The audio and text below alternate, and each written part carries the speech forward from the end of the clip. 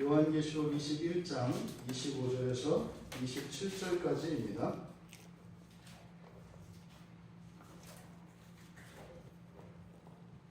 요한계시록 21장 25절에서 27절까지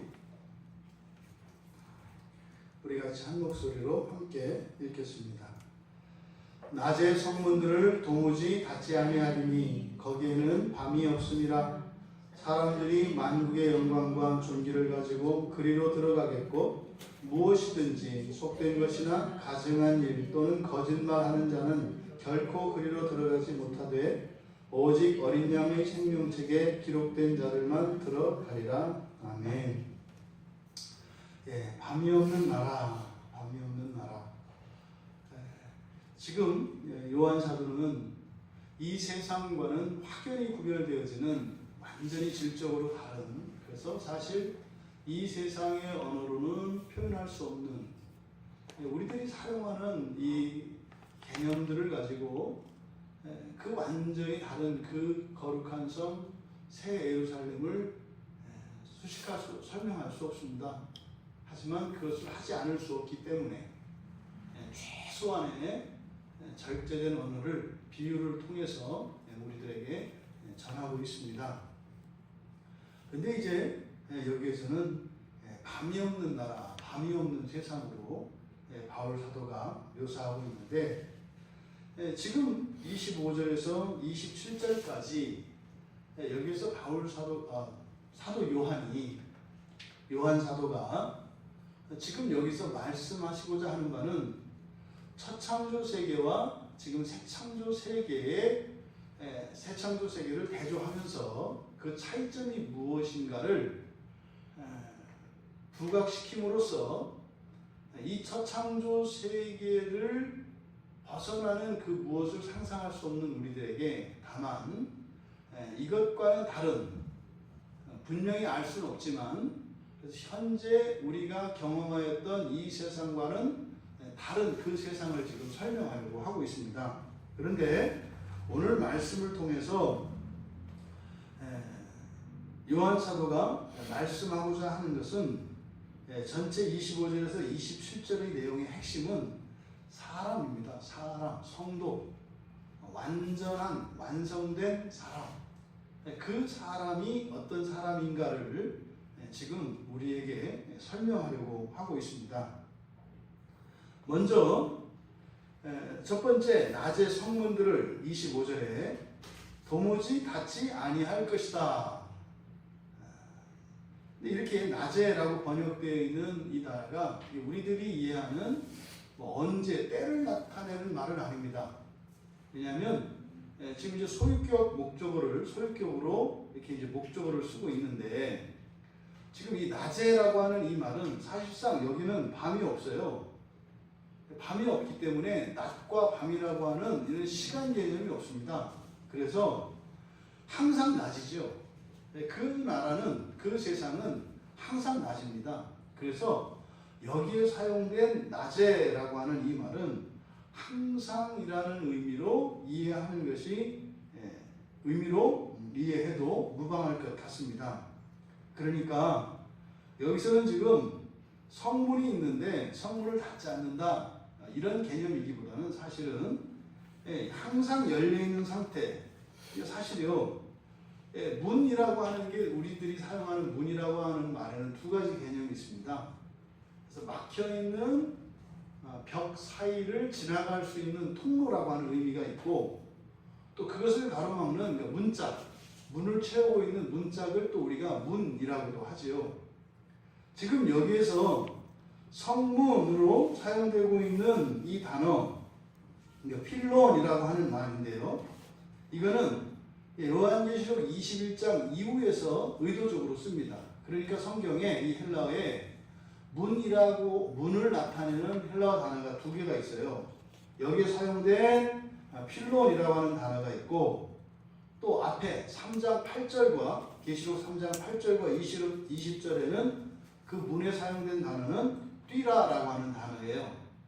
둘 다 문이라고 사용이 됩니다만 일반적으로 여기에 사용된 성문으로 21장에 이후에 사용되어지는 이 필로는 통로 개념입니다. 문짝의 개념이 아니라 우리가 이제 이렇게 지나갈 수 있는 곳, 요 예배당에서 밖으로 나갈 수 있는 이 문, 요 개념으로 주로 쓰이는 것이 필론이라고 하는 단어입니다. 그러니까 여기에서 그 성문들 할 때 이 성문이라고 하는 것은 여닫는 문을 상상할 것이 아니라 벽 사이에 뚫려 있는 통로 개념으로 여러분들이 이제 상상을 해야 됩니다.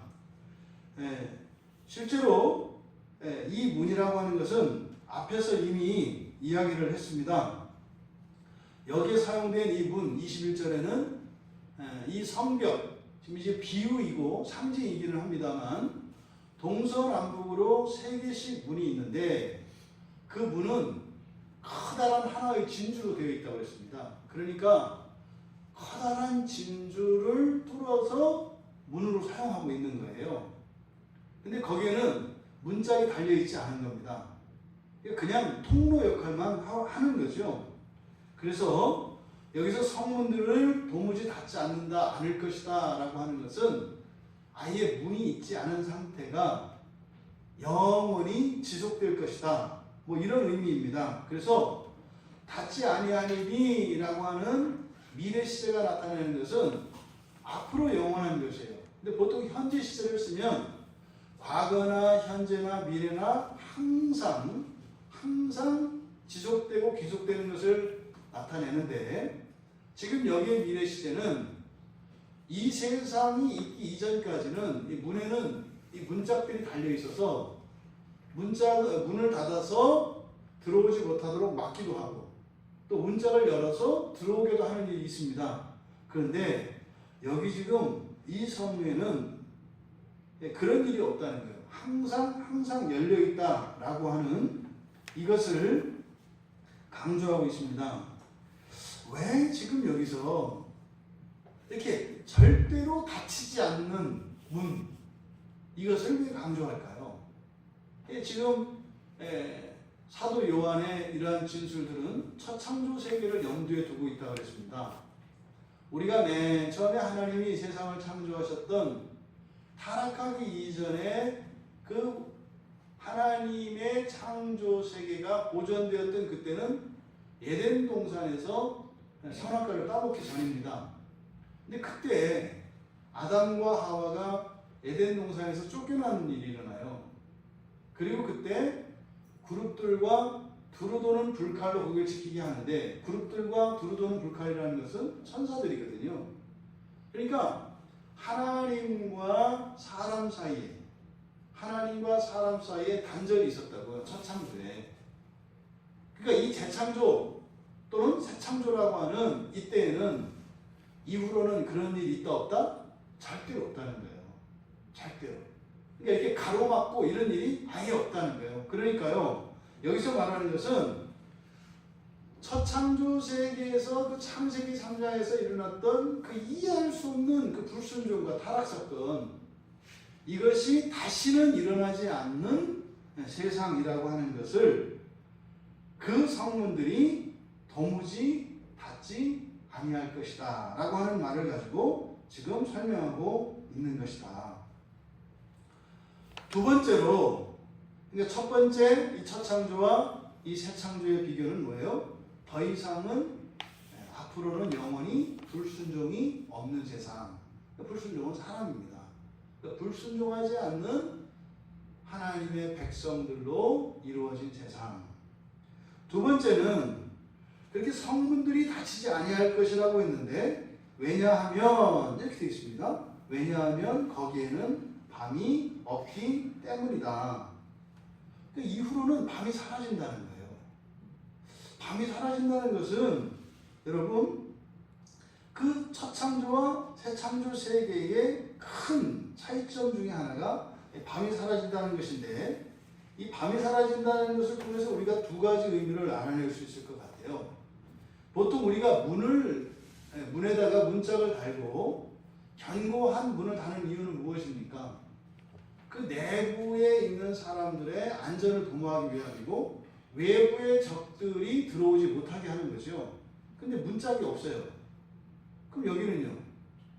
더 이상 뭐 이렇게 침입자도 없고 내부의 안전이 위협받을 만한 이런 일이 없다는 거예요. 그러니까 그렇게 외부의 침입이 들어오고 또는 내부의 어떤 혼란과 모순으로 무질서로 인해서 일어날 어떤 위험 이런 것을 밤으로 이야기하는 거죠. 밤의 상징적인 의미입니다. 밤이 가지고 있는 이런 부정적인 개념에 모든 범죄와 불안과 이런 가변성, 이런 안정과 하나님의 절대성이 훼손되어질 모든 가능성을 밤이라고 하는 거죠. 그러니까 이제 여기 이후에 밤이 없다라고 하는 것은요, 죄인도 없고 말이죠, 악한 일도 없다는 말이에요. 이것이 이제 밤이 없는 개념입니다. 그런데 두 번째로 밤이 없을 것이라고 하는 이 말을 통해서 우리가 시간에 큰 변화가 있음을 알 수 있습니다. 우리가 사용하는 시간은요, 일, 주, 월, 년 이런 단위로 이루어집니다. 그런데 하루의 가장 기본적인 단위가 하루를 구성하고 있는 게 낮과 밤이에요. 그러니까 하루는 낮과 밤이 교차하며 하루가 갑니다. 근데 여기는 더 이상 밤이 없어요. 그 시간에 교차가 없다고요. 그러니까 사실은 그게 뭔지 모르겠어요. 우리 그 성도님 한 분이 그 해마가 이렇게 고장이 나가지고 24시간을 잠을 자지 않게 되었었다고 그랬잖아요. 지금 고쳐졌어요. 그러면 사실은 이게 상상이 안 되거든요. 그러니까 24시간을 이렇게 있어도 자야 될 필요를 못 느끼고 잠이 안 오는 거예요. 24시간 내내. 근데 이것도 불면증하고 달라요. 저도 불면증을 잠깐 그 청년 때 한번 알아봤는데, 그러니까 그거를 불면증을 경험해 보기 전에는 되게 좋을 거라고 생각했어요. 아니 잠이 안 오고 불면증이 있으면 그 시간에 뭐 할 수 있잖아요. 그러니까 왜 그거를 그렇게 싫어하나? 뭐 그러지 않아요? 옛날에 뭐 시험 임박한 뭐 하루 앞두고 이럴 때는 그 약 같은 거 먹고 뭐 안 자려고 그러잖아요. 약 안 먹어도 잠이 안 오면 얼마나 좋을까? 그런 이제 그 헛된 생각을 한 적이 있었는데 청년 때 한번 걸려보니까 그게 잠만 오는 게 아니더만요. 잠이 안 오는 게 머리가 쉬지 않고 돌아가서 잠을 잘 수가 없는 거더만요. 그러니까 그때 딱 한 번 경험해 보았는데, 야, 이 불면증이 굉장히 무서운 거라는 걸 알았어요. 그러니까 머리가 내 머리인데 통제가 안 되더만요. 뭐 그냥 생각을 계속해요, 막. 뭐 이렇게 막 착착착 다 쓸데없는 거죠. 그냥 막 머리가 돌아가는데, 그러니까 내가 의지적으로 다른 무엇을 할 수가 없어요. 머리가 이제 막 돌아가니까. 뭐 그런 거예요. 마치 이제 컴퓨터가 이렇게 싸다가 저 혼자 이제 막 작동되느라고 일체 키가 안 먹는 상태. 이게 불면증이더만요. 근데 해마에서 이 수면이 사라지는 건 다르더라고요. 잠 자체가 그냥 없어지는 거예요. 그러니까 뭘 하실 수가 있더라고요. 그러니까 세상에 24시간을 설교를 들어요. 그게 가능하대요. 근데 문제는 우리의 육체, 신체에는 사실은 굉장한 피로가 쌓이죠.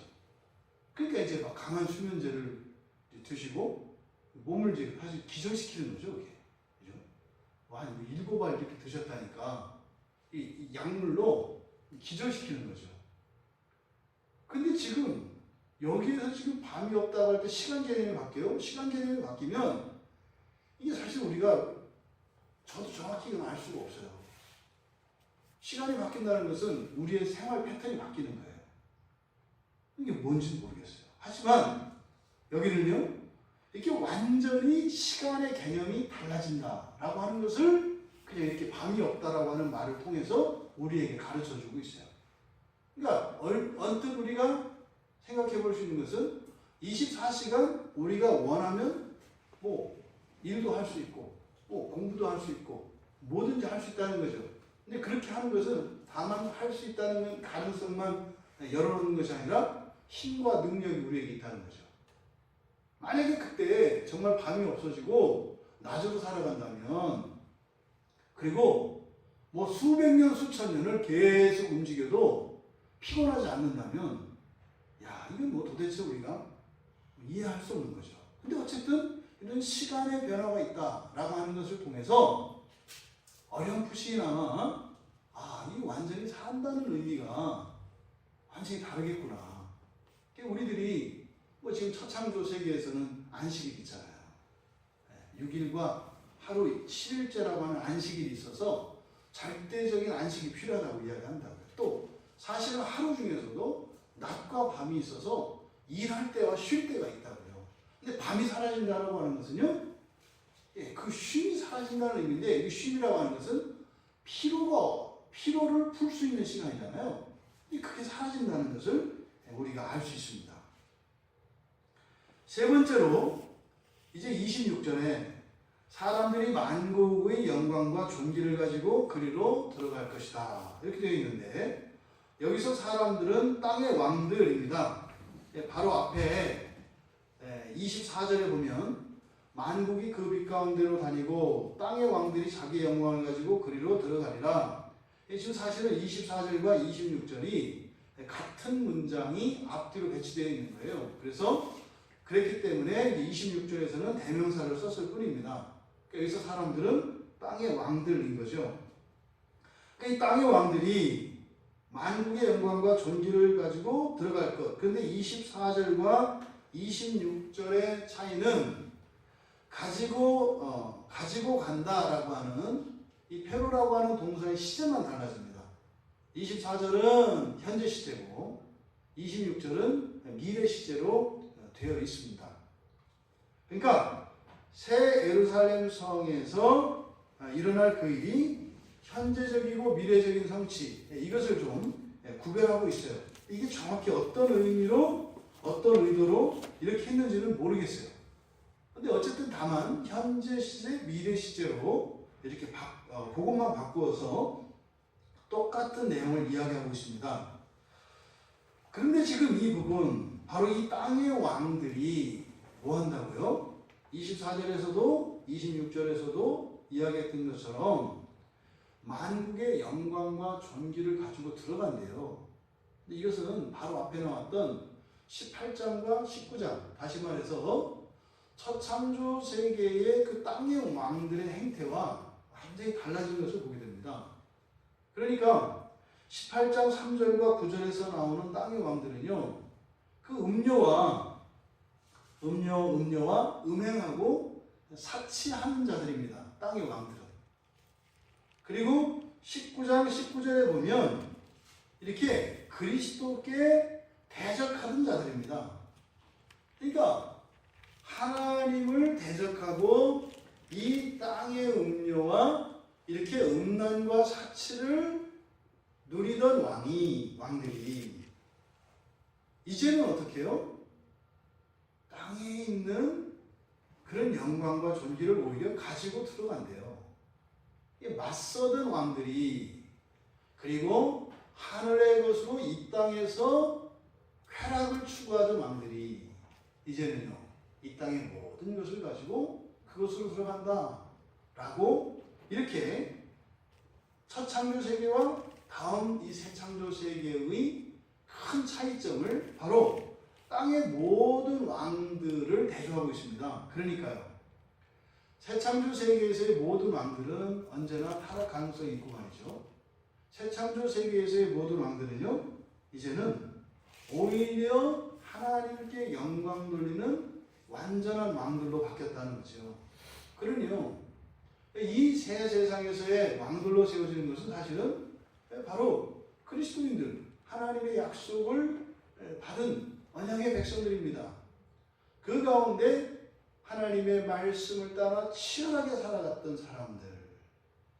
보통 이제 이것이 장차 하나님 나라에서 이루어질 큰 상급 가운데 하나가 이 왕들이 되는 것입니다. 모든 신자가 다 왕들이 되지는 않아요. 거기에도 분명히 질서가 있습니다. 그러니까 여기서 보통 부활에서 첫째 부활에 참여하고 이긴 자로 묘사되어지며 이 땅에서 주님을 위하여, 하나님의 영광을 위하여 기꺼이 그 고난을 감당했던 순교자들과 순결한 신앙을 붙들고 이 세상의 영광이 아니라 하나님 나라의 영광을 위하여 살아갔던 그들에게 주어지는 영광이 바로 그 그 새 세상에서 왕들로 세워지는 자들입니다. 근데 그들은요, 그들에게 주어진 권세와 영광을 오직 하나님께 돌리고 있는 그 이야기를 하고 있는 것입니다. 이게 이제 세 번째입니다. 네 번째 차이점은 지금 이제 그 다음에 이어진 내용은 무엇이냐면 무엇이든지 27절에서 무엇이든지 속된 것이나 가증한 일 또는 거짓말하는 자는 결코 그리로 들어가지 못하되 오직 어린 양의 생명책에 기록된 자들만 들어가리라. 이 27절의 번역은 잘못 번역된 겁니다. 이거는 아주 잘못 번역이 됐습니다. 그러니까 순간적으로 지금 분위기가요. 여기는 지금 우리가 살고 있는 이 창조 세계가 아니에요. 더 이상 여기는 무슨 자격 조건 이런 걸 지금 이야기할 때가 아니라고요. 근데 이것은 이제 의도적으로 그 나라를 꿈꾸며 살아가야 할 것을 요한 사도가 이렇게 촉구하는 이것을 이제 번역하는 사람들이 지상의 성도들에게 바로 그 나라에 들어갈 수 있도록 촉구하기 위해서 이렇게 이제 의역한 거죠. 그래서 27절의 뒤에 부분, 그 어린 양의 생명책에 기록된 자들만 들어갈 것이다 라고 이렇게 번역된 것은 완전히 의역된 것인데, 이 문장은 그런 겁니다. 앞에서 이야기한 들어가지 못하는 자들 누구냐? 첫째, 속된 것.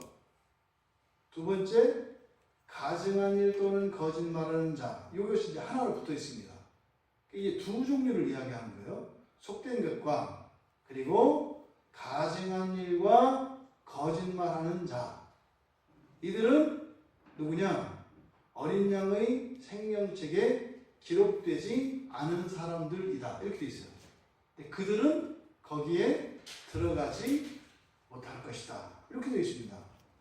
그러니까 지금 27절에서 이야기하고자 하는 것은 어떤 자격을 얘기하는 것이 아니라, 그때도 그런 사람들이 있어서 그런 사람들은 이게 들어가지 못한다. 예수님이 말씀하셨던 것처럼 그때 성문이 닫히고 난 뒤에 후회하고 이를 가는 사람들, 이런 그 설정이 아니라 지금 여기는 첫 창조 세계와 그 새 창조 세계를 비교하는 것이기 때문에 이런 사람들이 거기에는 없다는 거예요. 아무도 없다는 거예요. 단 한 사람도 거기에는 그런 사람이 없다라고 하는 것을 역설적으로 거기 그 성에 들어가는 모든 사람들을 보니까 한 사람도 그런 사람이 없더라. 이것을 이야기하는 겁니다. 먼저 이 속된 것이라고 그랬는데, 이 속되다라고 하는 이 표현은 뭐가 속될까요? 우리가 속되다라고 하는 이 말은 악하다라는 말과 어떤 부분에 있어서는 이렇게 상관이 있습니다만, 이것은 전혀 다른 기준을 가지고 있는 말입니다. 속되다라고 하는 것은 이 세상에 속해 있다는 말이에요. 이 세상에. 그러니까 이 세상은 어디에 대조되겠습니까? 하늘나라죠. 그러니까 하나님 나라와 이 땅, 이 세상을 대조할 때 하나님 나라에 속한 것을 거룩하다 하고 이 세상에 속한 것을 세속적이다, 속되다, 이렇게 이야기하는 겁니다. 그러니까 여기서 속된 것이라고 하는 것이 의미하는 바는 뭐겠어요? 첫 창조 세계에 속했던 그 어떤 것이에요. 여기서 속된 것은 우리들이 얘기하는 정결과 불결, 악한 것, 그리고 죄된 것, 이런 개념이 아니라 여기서 속되다라고 하는 것은 바로 첫 창조 세계를 오히려 속되다라고 표현하는 거예요. 그 뒤에서 지금 여기에 들어가는 그것은요, 앞에서 만물을 하나님께서 새롭게 하셨습니다. 만물을. 그러니까 그때 지금 우리가 살고 있는 이 세상에 속한 것이 하나도 없어요. 비슷한 게 하나도 없어요. 그러니까 완전히 달라진 것들을 이야기하는 거죠. 그 다음에 가증한 것, 가증한 일 또는 거짓말 이렇게 되어 있는데 사실은 이 두 가지가 하나로 묶여 있어요. 왜냐하면 관사를 하나만 쓰고 있거든요. 만약에 가증한 일을 하는 사람 또 거짓말을 하는 사람 이렇게 나뉘었다면 둘 다 관사를 쓰지 않든지 아니면 따로따로 관사를 붙이든지 했을 겁니다. 그런데 이 두 가지 가증한 일과 거짓말을 우리말 성경에는 이것을 또는 이라고 연결을 했습니다만 그리고가 맞습니다. 그러니까 가증한 일을 하고 가증한 일과 거짓말을 하는 자 단수입니다. 관사 하나에 이게 단수형으로 되어 있어요. 그러니까요, 가증한 일과 거짓말을 동시에 하는 자를 말하는데 이 가증하다라고 하는 것은 성경에서 원래 이 가증하다라고 하는 이 말의 어원은 악취가 나다라고 하는 동사에서 파생된 말이에요. 가증하다는 말은. 그러니까요, 여러분 악취가 나면 어떻게 되나요?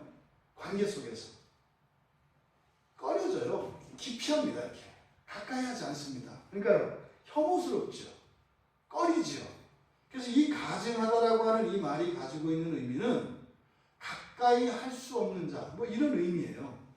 그러면 성경에서 이 가증하다, 악취가 난다 라고 할 때는 순결이 깨진 영적인 불륜과 관계되어 있습니다. 우상숭배라고요. 그러니까 하나님이 아닌 그 어떤 다른 것을 섬기는 모든 것을 우상숭배라고 할 때 그렇게 하나님이 아닌 다른 그 어떤 것을 섬기면서 거짓말은 진리에 반대되는 말이에요. 진리가 아닌 무엇을 말하는 자, 그런 자는 하나도 없다. 이제 우리 공부할 때도 어떤 분이 물어봤어요. 이렇게. 하나님 나라에 가면 우리가 서로 알아보나요? 이렇게 질문해요. 우리 가족이 서로 알아볼 수 있나요? 그게 뭐예요? 그때 가서 그 입장으로 보면 그런 생각이 그때 가면 가증한 게 되는 거예요. 이미 하나님 나라에 들어가는데 이 지상에 있던 우리 가족들과의 추억과 그 사랑을 이렇게 끌고 이렇게 그 나라에 들어간다는 생각을 하는 거죠. 그게 지금 여기서 말하는 가증한 것이죠. 그러니까 우리가 지금 이 세상에서 생각하는 가증한 것과 완전한 이 세상에서 생각하는 가증한 것은 완전히 다르다. 이건 말씀드렸죠? 망각을 얘기하는 게 아니라고요. 그죠? 모두 다 기억할 수 있고, 뭐 심지어는 우리가 흔히 말하는 무의식이라고 하는, 잠재의식이라고 하는 이 모든 것들까지 우리는 기억해낼 수 있을 겁니다. 근데 그런 것들을 기억해낼 필요가 없어요. 왜요? 세상에 있는 모든 만물이 하나님께 완전히 집중되어 있을 것이기 때문에 그래요. 그러니까 조금이라도 하나님 이외의 다른 것을 생각하고 다른 무엇에 가치를 두고 다른 무엇을 사랑할 수 없는 게 아니라 없는 건데 긍정적인 의미로 그러니까 전혀 그럴 동기나 이유가 없는 그것을 말한다고요. 그러니까 여기서 지금 가증한 일과 거짓말이라고 하는 것은 완전한 하나님 안에서의 연합을 말하는 거예요. 그러니까 그때는 하나님과 완전히 연합되지 않은 자도 없을 것이고, 그리고 초창조 세계의 어떤 추억이나 그 무엇을 끌고 가는 사람들이 하나도 없을 거라는 거예요. 그러니까 지금 27절에서 말하는 것은 여러분 어린 양의 생명책에 기록되지 않으면 여러분 못 들어갑니다. 이거는 완전 아니다 이 말이에요. 우리말에 그렇게 번역이 되어 있지만 바로 이렇게 가증한 일과 거짓말을 하는 이런 사람들이 바로 어린 양의 생명책에 기록된 자들인데 바로 기록되지 않은 자들인데 그 날에는 거기에 기록되지 않은 사람이 하나도 없다. 그러면 어린 양의 생명책에 기록되었다라고 하는 의미는 역으로 뭐라는 거예요? 완전히 하나님과 하나님께 연합된 자다라고 하는 것을 의미한다 이 말이에요. 그러면요, 영과 진리로 하나님을 예배하는 바로 그 성취가 일어나는 거죠. 그러니까 뭐예요? 완전한 성도를 말하는 겁니다. 지금 27절에서 이야기하는 것은 오히려 이렇게 역설적으로 그 나라에 있는 성도들의 상태가 완전한 성도의 상태다라고 하는 것을 작은 부정도 없는, 진리에서 조금도 벗어난 것이 없는 성도들이라는 것을 지금 요한 사도가 설명하려고 하는 것이다. 이런 사람들을 우리가 신학적으로 분류할 때 네 종류의 인간형으로 이렇게 이제 나누지 않습니까? 맨 처음에 아담의 상태, 하나님께서 창조하셨을 때 그때는 범죄할 수 있는 상태의 인간입니다. 죄를 지을 수 있어요. 자유의지가 하나님의 뜻을 어길 수 있어요. 이것은 불완전성이 아닙니다. 인간의 능력을 뛰어넘는 일이에요.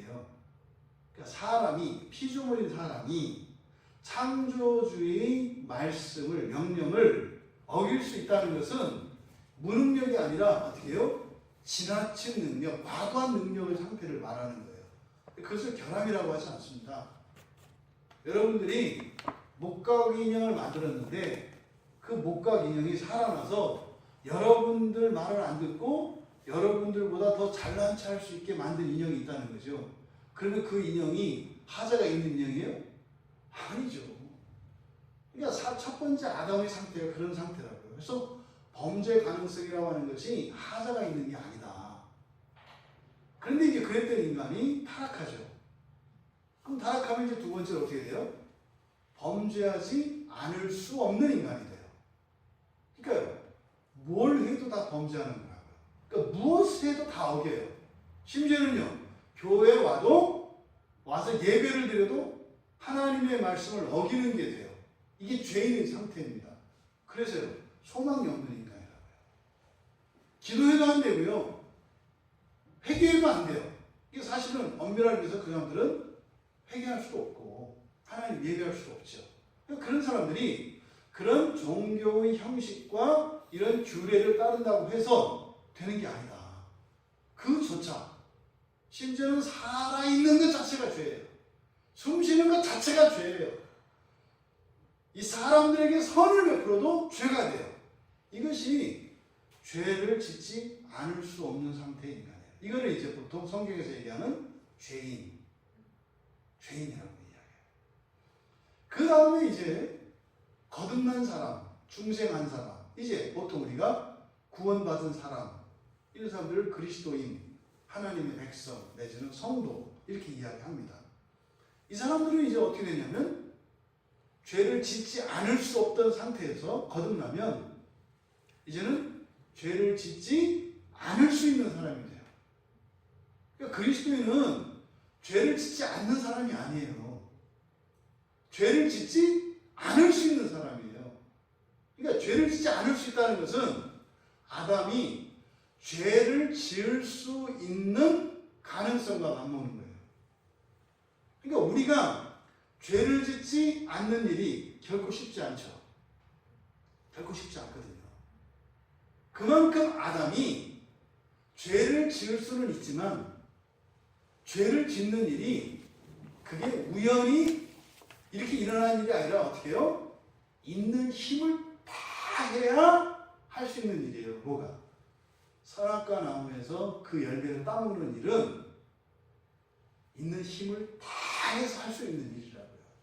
그러니까 에덴 동산에 그 선악과 나무가 있다고 해서 그 위험한 나무를 거기다 뒀느냐 이런 거 아니에요. 따먹으려고 작정을 해도 그렇게 되는 게 아니다. 그게 뭔지 우리가 알 수 있죠. 우리가 끊지 못하고 극복하지 못하고 아직 극복하지 못하는 그 죄를 가지고 생각하면 돼요. 지나간 죄 말고 지금 현재 내가 싸우고 있는 그 죄, 내가 오히려 지는 그 죄, 번번이 지금 넘어지고 있는 그 죄, 그 죄를 이길 수는 있어요. 근데 이기기까지 시간이 들고 말이죠. 굉장한 그 실패로 인한 자책감과 하나님의 은혜에 대해서 간구하는 이런 경건의 훈련과 이런 게 다 있어야 한단 말이죠. 그러니까 거듭난 이후의 상태의 사람은 죄 짓지 않는 사람이 아니라 죄를 짓지 않을 수 있는 사람이에요. 그러니까 여러분들이 예수를 믿고 난 뒤에 나는 왜 예수를 믿었는데 이렇게 죄를 계속 질까? 이 질문은 성경에서 이야기하는 인간에 대한 그 지식이 없기 때문에 그런 거예요. 원래 다 짓는 거예요. 그런데 그리스도인이 아니냐는 뭐가 있어요? 어디에서 차이가 있어요? 그 사람의 경험 속에는 과거에는 반복적으로 짓던 죄를 이제는 짓지 않고 있는 경험이 있어요. 모든 신자들은. 그러니까 죄를 이긴 경험이 있다고요. 그러니까 그것이 양이 많고 적고 그 죄의 질이 이게 악하더라고 이게 중요한 게 아니라 중요한 건 뭐예요? 죄를 짓지 않을 수 있었던 경험. 그러면 이게 그 사람이 거듭난 사람이라는 증거예요. 지금 짓고 있는 죄가 그 사람의 신자됨을 결정하는 것이 아니라 지금까지 살면서 죄를 이겼던 경험이 있는가 없는가. 이것이 바로 거듭난 사람의 증거다라는 겁니다. 그리고 이제 마지막, 지금 여기서 27절에서 이야기하는 그러니까 뭐예요? 일체 속된 것도 없고 말이죠. 그리고 가증한 일이나 가증한 일과 거짓말을, 그러니까 이 둘을 보세요. 가증한 일도 거짓말하는 일도 없는, 그러니까 완전한 인간형을 이야기한다. 이 사람이 바로 누구예요? 이제는 더 이상 범죄할 수 없는 사람입니다. 범죄할 수 없는 사람. 바로 요한 사도가 지금 이 부분에서 마지막으로 21장에서 새 창조, 거룩한 성, 새 예루살렘 성의 바로 그때의 성도들의 실존이 어떠한 것인가 하는 것을 바로 여기 25절에서 27절에 걸쳐서 첫 창조 세계와 대조를 시키며 바로 완성된 인간이 어떤 존재인가 하는 것을 묘사하고 있습니다. 우리가 잘 아는 바와 같이 바로 이 사람은 창조의 질서에서 어떻게 해요? 천사 위에, 하나님 밑에. 바로 이것이 맨 처음 사탄이 범죄하게 되었던 그 무지가 바로 이 부분이죠. 천사들이 자신들이 하나님이 그렇게 사랑하시는 사람들보다 우월하다고 여겼던 그것이 무지였다는 것을 깨닫게 되는 상태, 바로 이것을 바로 21장의 마지막에서 이야기하고 있습니다. 밤이 없는 나라, 이것은 단순한 그 나라에 대한 진술이기보다는 바로 우리 인간, 하나님이 창조한 이 사람의 그 완전함이 어떠한 것인지를 지금 묘사한 것입니다. 이게 누굽니까? 여러분이십니다. 여러분이십니다. 육체의 피로도, 정신적인 이런 피로도, 또 영적인 이런 오염과 부패도, 우리의 사랑과 우리의 전 인격이, 영혼과 육체가 완전히 하나님의 형상을 회복하여, 사실 요한이 그것을 뭐라고 설명할 수 없는, 그래서 이렇게 역설적인 방식으로 그 인간의 완전함을 묘사하는 그런 인간. 지금은 우리가 여전히 죄의 비참한 상태에 있습니다. 하지만 어제도 오늘도 그리고 내일도 우리 안에서 쉬지 않고 우리를 날마다 새롭게 하시는 성령께서 이루실 그 완성된 우리의 모습을 요한 사도께서 여기에서 보여주셨습니다. 여러분, 우리의 완성된 그 나라에서의 우리 자신의 모습을 여러분 소망으로 붙듭시다. 그것은 단지 나만이 아니라 우리 주변에 있는 지체들도 동일하다는 것을 우리가 기억해야 합니다. 나와 함께하고 있는, 또 과거의 기억 속에서 도저히 내가 용납할 수 없었고, 심지어는 지금도 내 안에서 적개심과 이런 분노가, 복수하고 싶은 이 마음을 일으키게 하는 그 어떤 사람도, 그 사람이 예수 안에 있다면 그날에는 정말 그런 것이 있었을 것이라고는 상상도 할 수 없는 완전한 사람이 되어진다는 것이에요. 우리의 시간은 계속됩니다. 우리도 그런 말 있지 않습니까? 끝이 오면 다 좋다. 영원한 원수도 영원한 친구도 없다. 그러면 그 끝이 어디입니까? 바로 요한사도는 여기라는 거예요. 여기에 가면 사실상 우리들 사이에 있었던 모든 은원 관계는 다 사라집니다. 완전함으로 오직 하나님께만 영광을 돌리게 됩니다. 이렇게 여러분 정말 최소한 이렇게 우주적인 그런 넓은 가슴을 가지시고 이렇게 대승적인 시각에서 인생을 바라보시며 그렇게 살아가실 수 있는 그것이 우리 그리스도인이라고 하는 이 사실을 오늘 말씀을 통해서 우리 모두가 정말 우리의 삶 속에 실천적으로 적용할 수 있게 되기를 주님의 이름으로 축원합니다. 우리 말씀을 생각하며